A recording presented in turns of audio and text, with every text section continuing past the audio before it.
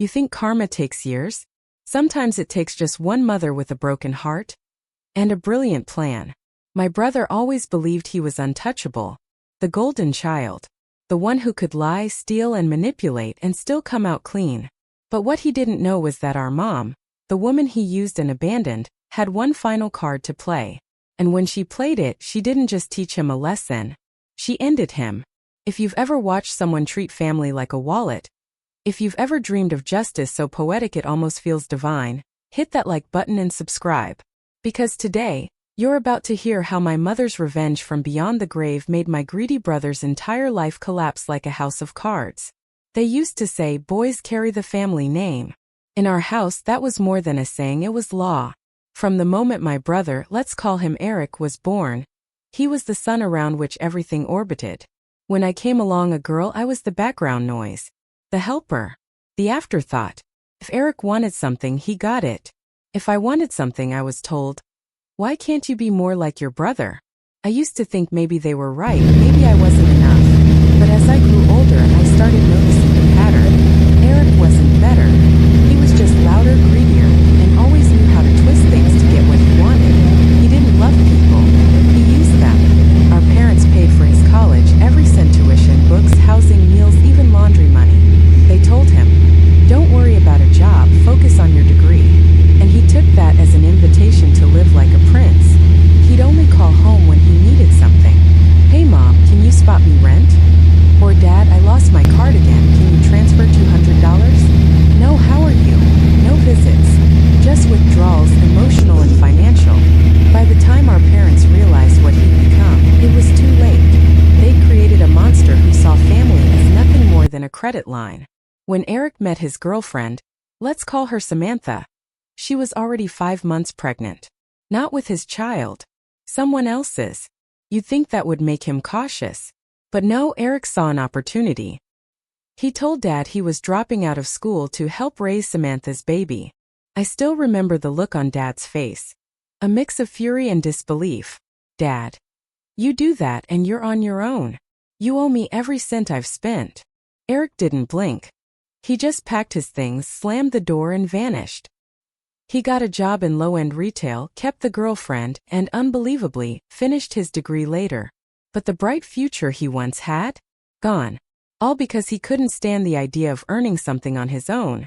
3 years later, they had another kid. Now he had a family, and a permanent excuse to play the victim. Dad got sick first. Stomach cancer. Doctors gave him 3 months. Those months were haunting. Our once strong, stubborn father fading away before our eyes. Mom barely slept. She'd sit beside him, holding his hand, whispering prayers under her breath. And Eric? He only came by when he needed money. He'd walk in, glance at Dad lying weak in his bed, then ask, "Hey Dad, can I borrow a few hundred? I'm behind on rent." Not once did he ask how Dad was feeling. Not once did he stay longer than he needed to. It was like watching a vulture circle something dying, impatiently waiting for the moment it could finally take what it wanted. When Dad passed away exactly 3 months later, I saw something die in Mom too. At the funeral, Eric showed up late, hugged a few relatives, whispered fake condolences, and left before the reception. The only thing he asked afterward was, "Did Dad have life insurance?" That was the moment Mom stopped calling him my son. From that day on, she just called him your brother. 2 weeks after the funeral, I came home from work and found Mom sitting with George, one of Dad's old friends, and a life insurance broker. She was smiling. It was the first time I'd seen her smile since Dad's death. Me. "Mom, what's going on?" "Mom, I just applied for my own life insurance policy. $500,000. Me. "Mom, you know that's not realistic. You have diabetes, heart problems." "Mom, don't worry, sweetheart." She smiled again, but her eyes were tired. "Just make sure your brother knows. But not until the time is right." At the time, I didn't understand. I thought grief had made her irrational, but she wasn't being irrational. She was setting a trap. In the months after Dad's passing, Eric reverted to his old ways, showing up only when he needed money. He'd bring the kids sometimes just to guilt trip her. "Eric, Mom, don't you want your grandson to have a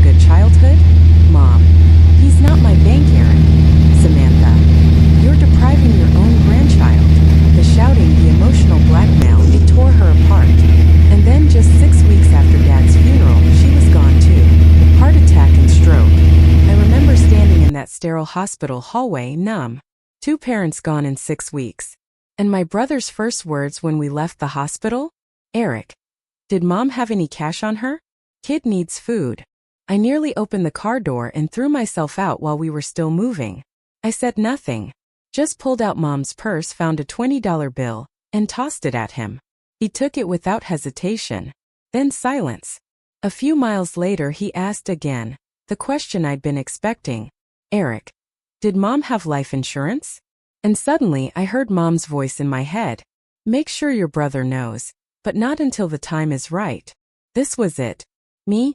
Yeah. She applied for one. $500,000.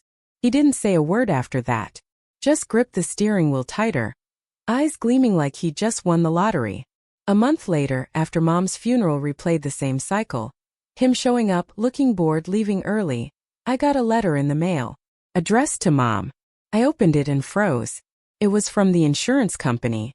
We regret to inform you that you do not qualify for the aforementioned life insurance policy. There it was. The truth. Mom never qualified. There was no payout. Her policy was an illusion. A story she planted like a time bomb. And it was about to explode. I called Eric. He answered before the second ring. Eric. Hey, you get the check yet? Me no. It was a regrets letter. She didn't qualify. Eric. What do you mean didn't qualify? Me. There's no policy. There's no money. Silence. Then. Eric. What about my kid? I can't pay rent. How could she do this to me? And then Samantha grabbed the phone. Samantha. You did this. You're just jealous you don't have kids. You just want all the money for yourself. You're stealing from your nephew. I could hear Eric yelling in the background, panicking. The realization hitting that there was nothing to collect. Later, I found out he'd already spent over $40,000 in credit, counting on that imaginary payout. Vacations. New car. A down payment on a bigger apartment. All gone. And all because mom let him believe he was about to inherit $500,000. I called our family's trustee, mom's cousin, to let him know what happened. He sighed and said quietly, you know, your mom planned this. She wanted him to learn. The insurance broker was in on it too. I sat there speechless. All those months I thought mom was naive, she was 10 steps ahead. She knew Eric would sniff out the promise of money like a shark to blood. She knew he'd start spending what he didn't have. And she knew, in the end, he'd destroy himself. It wasn't revenge for money. It was revenge for years of pain. She didn't just teach him a lesson. She freed herself from his grasp, even in death. Eric went bankrupt. Creditors chased him for years. Samantha left him not long after, taking the kids and moving in with her mother. The man who once bragged about being the responsible one. The golden son? He was sleeping on a friend's couch, drowning in debt, crying about how unfair life was. Sometimes I wish I could say I felt pure joy seeing it all unfold. But the truth is, I didn't. It was satisfying, yes, but it was also sad. Because even though he hurt us, he was still my brother. And what mom did, it broke him completely. But maybe that's what she wanted. To make him feel the pain he'd spent a lifetime inflicting on everyone else. Years later, when the inheritance from Dad's estate finally came through, Eric tried to fight me for it. Same greed. Same desperation. But the court didn't buy his act. And when the judge read the will, he discovered that most of it was already in my name. Mom and Dad had seen me. Finally, I wasn't the forgotten daughter anymore. I was the one who stayed. The one who cared. The one who carried their memory. Not their money. Sometimes I visit their graves and just whisper, "You did it, Mom. You really did it." Because the truth is, Mom didn't just teach him a lesson.